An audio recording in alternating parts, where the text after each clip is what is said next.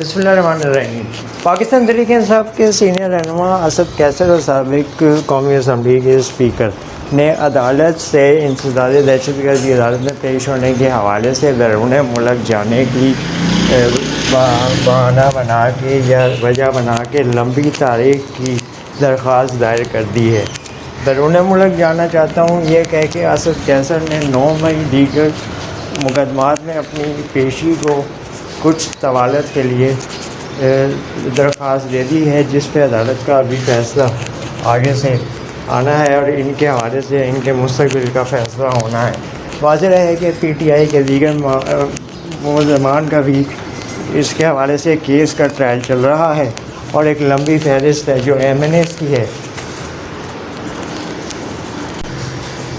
جن پہ یہ کیس ثابت ہونے یا نہ ہونے کے حوالے سے فیصلہ محفوظ ہے۔